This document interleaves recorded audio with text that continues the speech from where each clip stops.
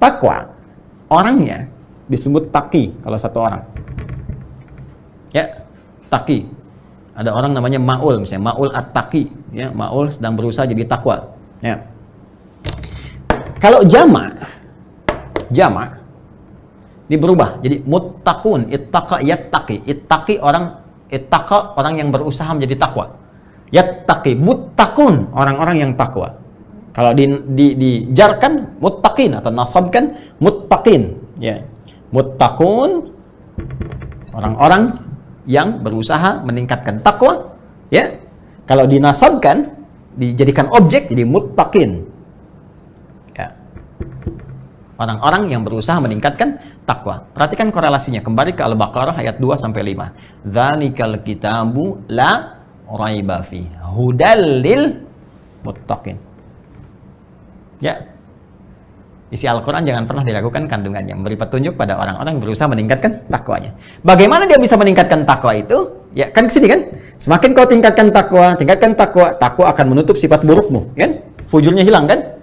Yang muncul nilai-nilai kebaikannya, maka cenderung bahagia, cenderung sukses. Bagaimana meningkatkan takwa itu? Kembali lagi ke Al-Baqarah ayat 3 dan 4. Alladzina yu'minuna bil ghaib wa yuqimunas shalah, shalah meningkatkan takwa. Wa mimma razaqnahum yunfiqun, infak meningkatkan takwa. Walladzina yu'minuna bima unzila ilaik, berinteraksi dengan Al-Qur'an meningkatkan takwa. Puasa meningkatkan takwa, haji meningkatkan takwa, zikir meningkatkan takwa.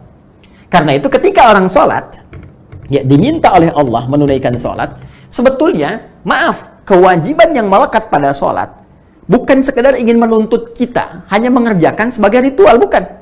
Anda nggak sholat, nggak ruku, nggak sujud pun, semuka langit nggak sujud dan ruku, tidak akan menurunkan status Allah sebagai Tuhan. Allah nggak butuh dengan sholat kita, yang butuh kita. Karena manfaat sholat ini sendiri, sholat adalah bagian dari amalan takwa. Ya, masih ingat korelasinya? Ketika takwa dikerjakan, ya naik takwanya, maka potensi ini akan mulai menutup sifat-sifat fujurnya.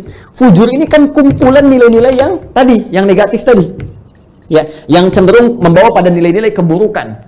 Nah, kalau takwanya naik, ininya ketutup. Di antara amalan takwa itu sholat. Semakin orang sholatnya benar, semakin meningkat, maka sifat-sifat buruk ini mulai terkoreksi, tertutup. Tutup. Ini sebabnya di Quran surah ke-29, ayat ke-45, ada redaksi, innas sholata tanha anil fahsya wal munkar. Sungguh, sholat kalau benar dikerjakan akan berpotensi mencegah perbuatan keji dan mungkar. Makanya saya sering katakan, orang kalau sholat benar, ya, benar aja sholatnya, maka sudah, pasti jadi orang baik.